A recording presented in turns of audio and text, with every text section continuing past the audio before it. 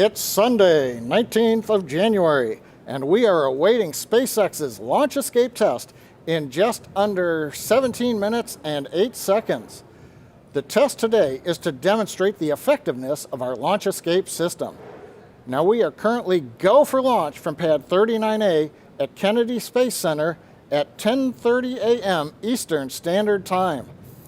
Thanks for joining us. I'm John Isbrecher, Falcon Principal Integration Engineer here at SpaceX headquarters in Hawthorne, California. And I'm Marie Lewis with NASA Public Affairs.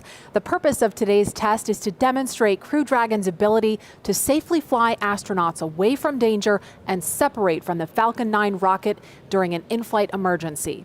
Now, SpaceX's launch escape system is a first of its kind, with its 8 Super Draco thrusters built directly into Dragon to push the spacecraft away from Falcon 9 in case of an emergency.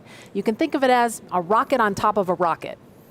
Now, in order to test our launch escape system, which is integral to the Dragon spacecraft you see in front of you on the video, we will be simulating an emergency with Falcon 9 at about 84 seconds into flight.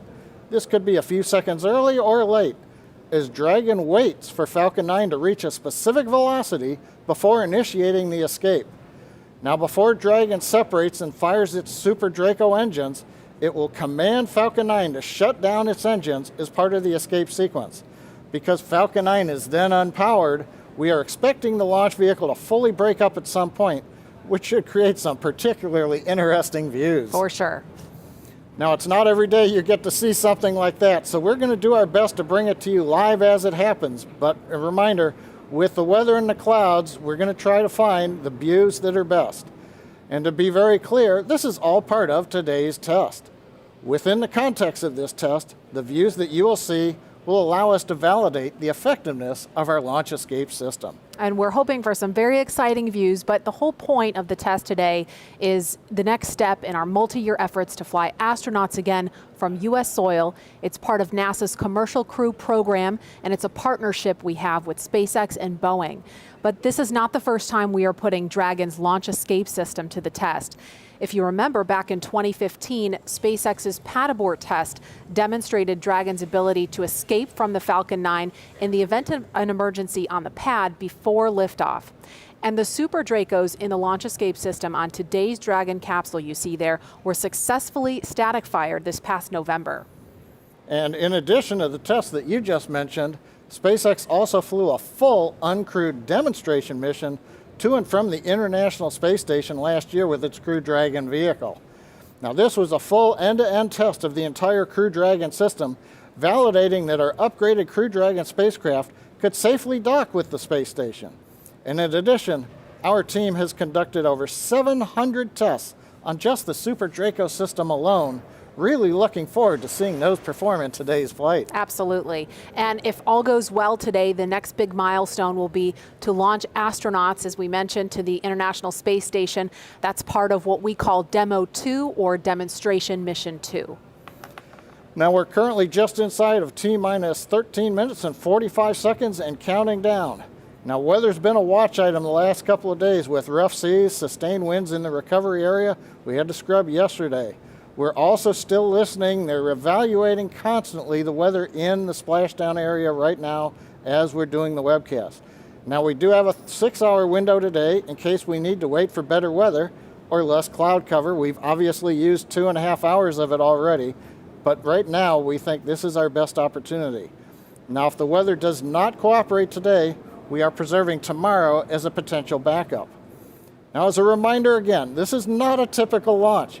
We're purposely testing Dragon's escape system under the most extreme conditions. So while we want everything to go right today, we are prepared if everything goes wrong. And if that does happen, that's the whole point. This is exactly why we test.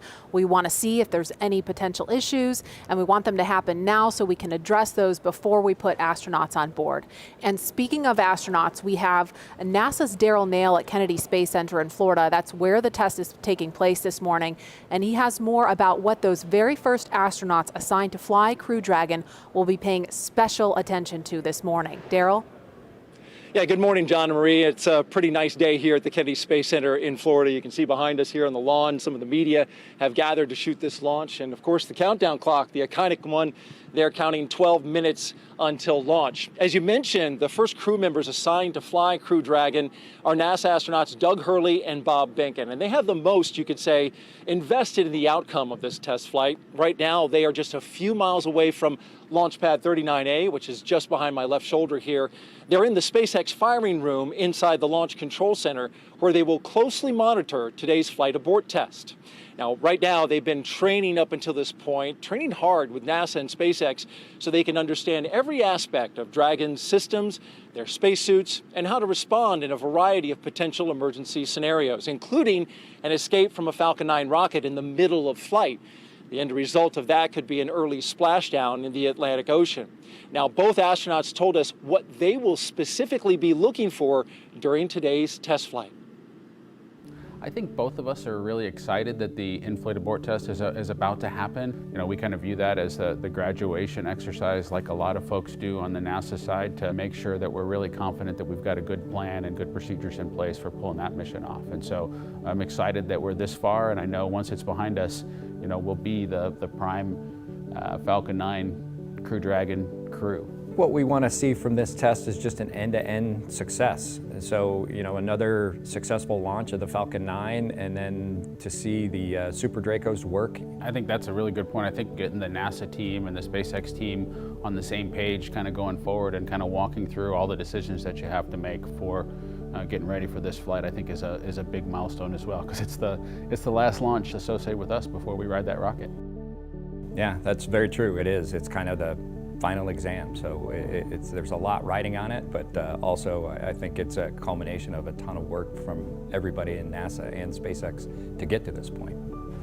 I'm just really proud that the team is trying to pull off something so critical from a safety perspective. You know, if we needed to escape off of the rocket, to have that system demoed before we would actually use it is pretty cool that folks are making the investment to make that happen. We feel really excited about kind of the progress that SpaceX and NASA have made to this point, and this kind of shows us that we're getting really close to our flight. So to see all these capabilities all put together, all the teams together, and to be able to launch this vehicle, it's just a huge boost of confidence. Now, there's an interesting human side to Doug and Bob's story. They're not just crewmates, but they're also friends who have spent a lot of time together over the years. Both graduated from the same astronaut training class in 2000. Both flew on the space shuttle. Both are married to astronauts, and they were in each other's wedding. John and Marie, back to you. All right, thanks, Daryl. You're taking a live look now. This is inside SpaceX's firing room 4. That's where Bob and Doug are sitting today, along with the NASA and SpaceX teams, following along today's test. And this past Friday, they completed what we refer to internally as a dry dress rehearsal. We saw some video of that during Daryl's segment. This is where the astronauts, along with the SpaceX and NASA teams, walk through those steps that they'll take before they get on board for Demo 2. We saw them suit up, and that is really exciting stuff, especially that was the first time we saw them suited up, walking out of the astronaut suit-up room, and so really looking forward to doing that for Demo 2. Let's take a quick look now at Crew Dragon. It stands almost 27 feet tall from the bottom of the trunk to the top of the nose cone. And Crew Dragon is composed of 2 main elements. The capsule, that top portion, is designed to hold crew and pressurized cargo, and it has an unpressurized section known as the trunk that's down below. For today's test, much of the exciting work is going to be done by the Dragon's 8 Super Draco engines we talked about, built directly into the capsule. Now, to give you a sense of power, when fired together, the 8 Super Dracos can move the spacecraft a half a mile in 7.5 seconds. So from a standing start, the Super Dracos accelerate the spacecraft to a speed of 436 miles per hour. That's a lot faster than a catapult launch from an aircraft carrier. I know, and it's hard to imagine just moving that fast. I was trying to get a feel for it. So I did a little math, and it's about 3 times faster than takeoff on a commercial plane, if you can imagine that. In fact, one jetpack assembly, which consists of 2 Super Dracos, produces more thrust than an F-16 fighter jet at full afterburn. So John, if you were to put that, strap that to your back, you would break the sound barrier in under half a second. Not sure you'd want to volunteer for that. I'd probably break something else too. So that gets us through the major test objective today, Dragon separating from the Falcon. Several minutes later, we will deploy drogue parachutes, followed by the 4 large main parachutes. You'll see the main parachutes partially open at first if we've got video, then fully open. These will then control the descent of the Dragon capsule softly into the Atlantic Ocean. And while that vehicle that you see on the pad looks like a typical Crew Dragon spacecraft from the outside, if you had a look inside, you'll see that the interiors have been stripped down, and there it is. We do have a look inside for you. The cabin has no interior panels except for one on the ceiling, and there's no control panel in there for this test. Dragon's also outfitted with 2 seats that you see there, and sitting inside those seats, we have 2 anthropomorphic test devices. What, no cool acronym? I'll just call them test devices. We have enough acronyms, John.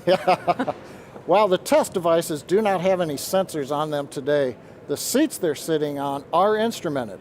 We'll be able to measure the loads on the seat to ensure that there are no unexpected issues in this stressing test case.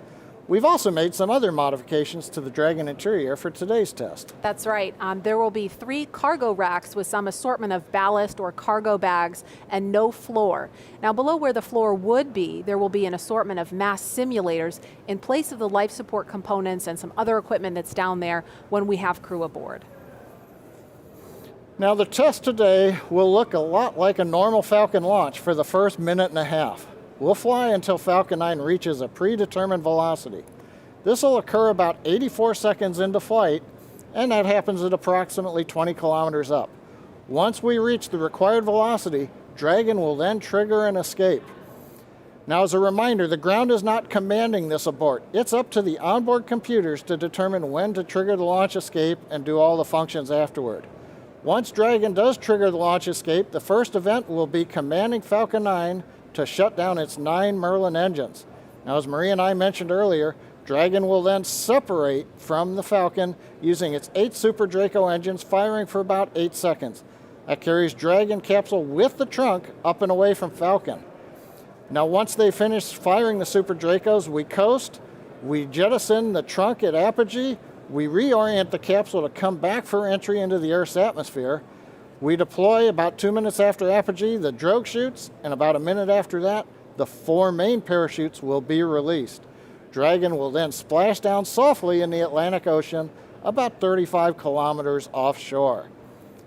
Now, when Dragon separates, we no longer have that smooth aerodynamic shape on top of the rocket. So the supersonic Falcon is going to be exposed to strong aerodynamic forces in the upper atmosphere.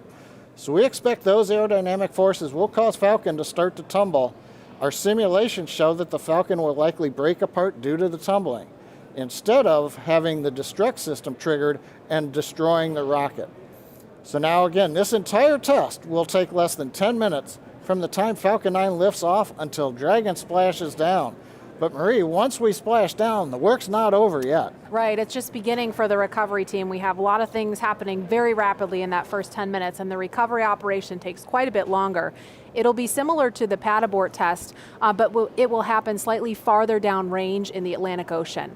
So after splashdown, recovery teams will already be standing by for range approval to enter and clear that hazardous area. And if all goes nominally, SpaceX could have fully recovered Dragon back onto its recovery ship approximately 2 hours after splashdown. Keep in mind though, if this were to happen during an actual flight with crew on board, rescuing them would be the #1 objective, of course, and recovering Dragon would be a secondary operation. So if that were to happen, an elite military rescue team would deploy at a moment's notice. They're part of the U.S. Air Force's Detachment 3, or they have this really great nickname, the Guardian Angels, which is very appropriate. They would jump from military aircraft. There's a photo of that happening there where they would deploy their own parachutes to gently reach the water, and from there they would help the crew out of the capsule and then onto a life raft to wait for a larger ship. Now this is not just any life raft. It has a cover that they can put over the top to protect them from the elements, and it's also equipped with food, water, and medical supplies, enough to last for days if needed. This would be, of course, a worst case scenario. It's one that we don't expect to happen. But of course, what do we do when we're preparing to fly crew? We always plan for the worst. So this is something that NASA, SpaceX, and the Department of Defense have rehearsed together over and over so that we're ready for anything. And the SpaceX recovery team is also keeping an eye out for Falcon 9. As we mentioned earlier, Falcon 9 is expected to break up over the water. We've got a dedicated team of SpaceX recovery personnel who will be staged and ready to begin recovering debris shortly after breakup. Well, the clock's kicking down rapidly. We're just over T-minus 2 minutes and 14 seconds from liftoff. You've seen the crew access arm. It's back. That was retracted away from Dragon at T-minus 42 minutes.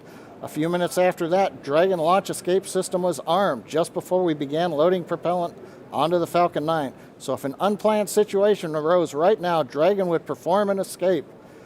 Now currently the engines are chilled in for launch on the Falcon. The Dragon spacecraft is waiting for liftoff.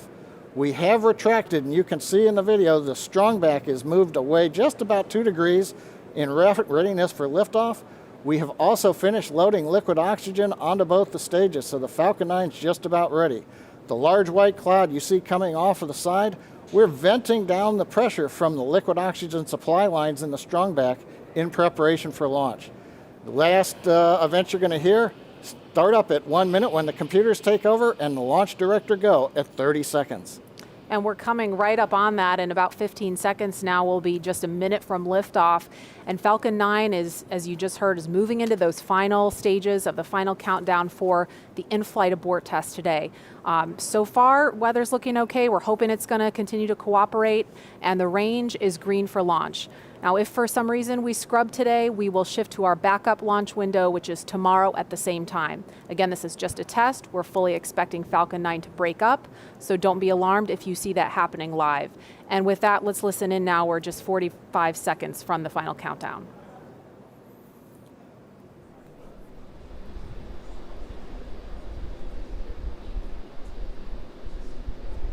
FTS is armed. Go for launch.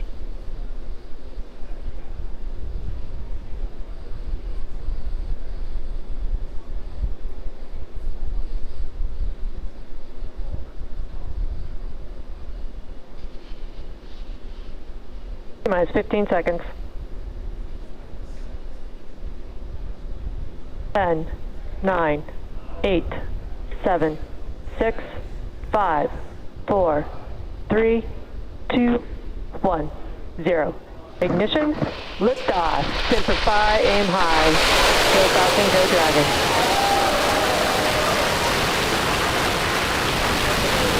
Vehicle is pitching downrange.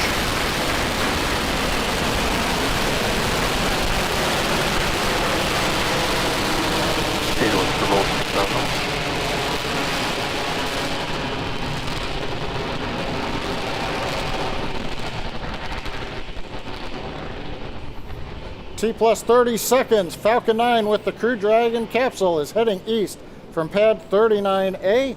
Everything looking good right now. As we get ready for max dynamic pressure, we are now throttling down the first stage engines on the Falcon 9. Power and telemetry nominal. Everything continues to look good. We're approaching the period of maximum dynamic pressure. Vehicle is supersonic and passing through maximum dynamic pressure. You've heard we're supersonic, we're through max Q. We're getting ready now to throttle the engines back up on the first stage. Stage 1, throttle up. There's the call out. Okay, the major activity coming up in just over 10 seconds. Shutdown and Dragon escape from the Falcon 9.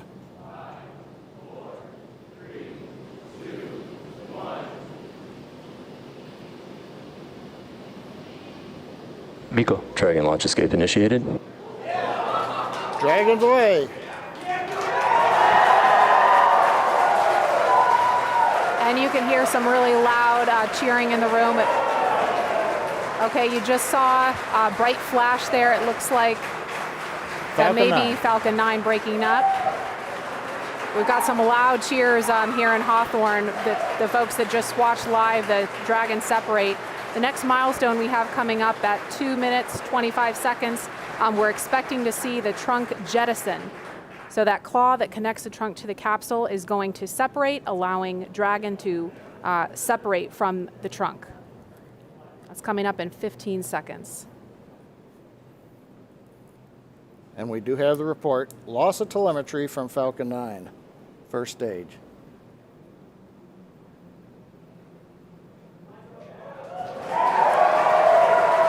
And there you just saw the trunk jettison. Again, some really loud cheers here in Hawthorne, California. This test is looking great so far. Nice view from the back of the Dragon capsule.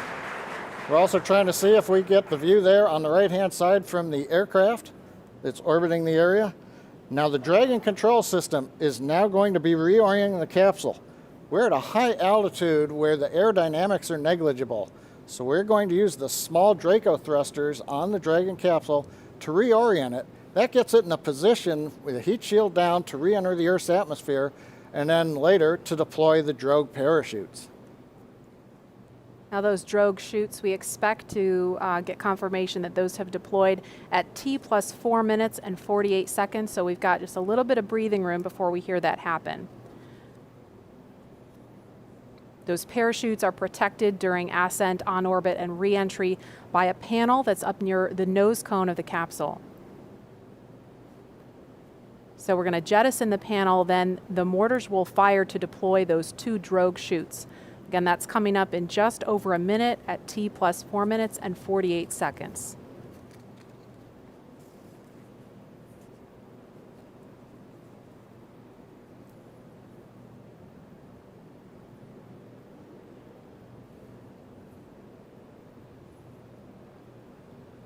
Now those drogue chutes, when we see those come out, those will open, those will come out before the main parachutes. Those drogue parachutes are what we use to begin to decelerate the Dragon capsule in preparation for splashdown. We understand we're getting into the drogue deploy envelope on the Dragon capsule. We expect that will happen when Dragon is at about 20,000 feet.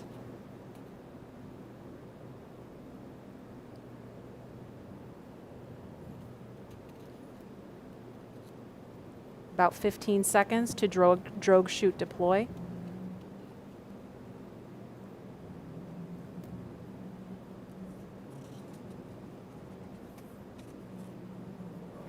And there they are.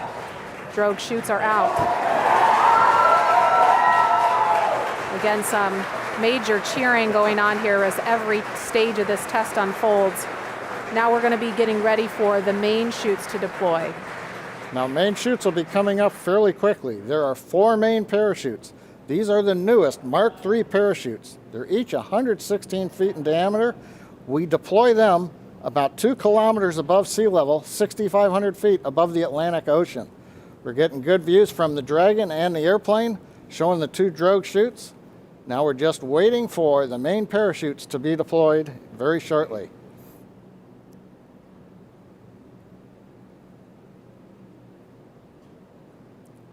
And we have the view from a different camera on Dragon showing the 4 main parachutes.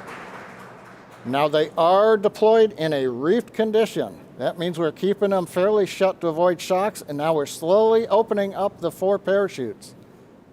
Great views coming off of the Dragon camera on the left, and we can also see the 4 parachutes from the airplane on the right. That is a really cool view.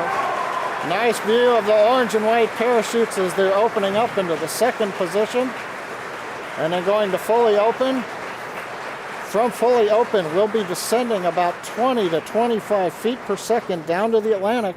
So from that 6,500 foot altitude, it's going to take us a few minutes to splash down. Also right now that the mains are out, a sequence is performed on the Dragon, which will reorient the crew seats into a splashdown position, give them a little better angle to take the slow bounce as we hit the ocean. Now, Maria, I talked about the parachutes came out initially at a reef condition. That's fairly standard. They come out not fully open. That way they're minimizing the shock on the parachutes. We're also minimizing the shock on the capsule. Again, we want to give a smooth ride to the crew as they are coming back through the Earth's atmosphere. Right. Now, the parachutes are located behind a door that's at the bottom of the capsule. It's below the crew hatch. So Dragon commands the door to release, and as you saw in the video, the drogue parachutes pull the door away, and that pulls the 4 main parachutes out. Now, these are the new Mark III parachutes. We've completed here at SpaceX over 80 tests of that parachute system, including 10 multi-parachute tests of this particular upgraded parachute design over the last few months to demonstrate that the design is ready for flight. And we're just inside 2 minutes of when we expect to see splashdown. The recovery teams are already out there in the Atlantic Ocean standing by, ready with fast boats to begin their initial approach to Dragon. Again, we mentioned this before, but the recovery operation we expect to take a couple of hours. I've heard a call out, we're below 500 meters. And we expect when Dragon splashes down, it's going to be roughly 32 kilometers offshore.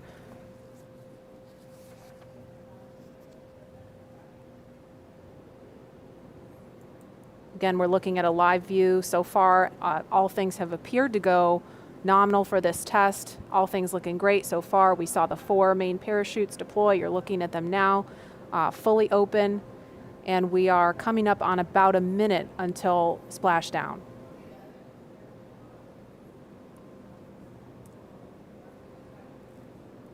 I think we may have heard a call out of 100 meters to go. Yeah, I just heard that too. Yep.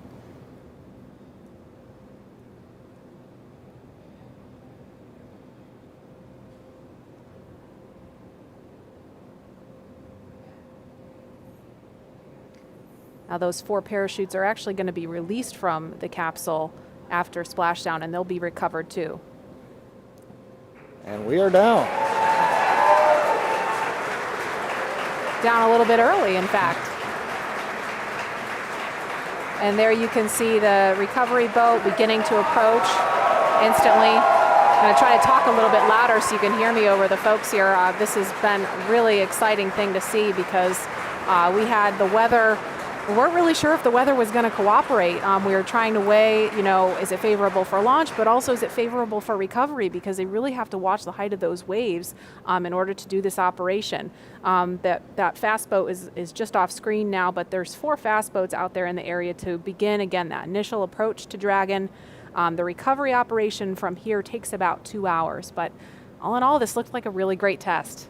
Yeah, a lot of fun watching the Dragon come down. We had great views from the onboard camera in particular. Now I think this camera is from our Go Searcher recovery ship, which is also the tender for the fast boats. You saw one of them headed out there. And you can also see it looks still a little choppy, so you understand we were kind of on the edge of the weather conditions out in the splashdown area. But they assessed the boat data, the buoy data, looked at the forecast and said we were go. And while we took 2.5 hours to get here, we finally got here and it was great. And that's the summary for today. It looks like right now a great test. Visually, everything happened. Falcon 9, you saw the liftoff. We had kind of a long view from the camera. Dragon did shut down the 9 Merlin 1D engines and separate. We did see the flash as the Falcon 9 came apart, as predicted. No surprise there. Dragon, we saw a great view as it got to apogee. It deployed the trunk, separating it, reoriented. Then the drogue chutes came out, the main chutes came out, and then we just waited for that nice soft splashdown in the Atlantic Ocean. And we saw, and it looks like we just lost the view from out there on the ship, but you couldn't really see much from that particular angle. Again, that recovery operation is going to take a couple of hours, so we're not going to stay on the air for the duration of that. But we are going to be back for a news conference coming up at 11:30 Eastern time this morning. That would be, let me do the math real quick, 8:30 Pacific time. We're going to hear from NASA and SpaceX leaders about their initial thoughts on this test that you just saw. Of course, everything looked fantastic, but there's going to be a lot of data to dig into. They're going to also collect those parachutes, get a lot of data from that, and then see what the next steps are on the path to Demo 2, when, of course, we're going to be launching NASA astronauts Bob Benken and Doug Hurley. So stay tuned for that news conference. It will be carried live on NASA TV. If you're watching on the web, just tune to nasa.gov/live so you can see that coverage. Again, that's 8:30 Pacific time, 11:30 Eastern. Thanks so much for joining us for this morning's test.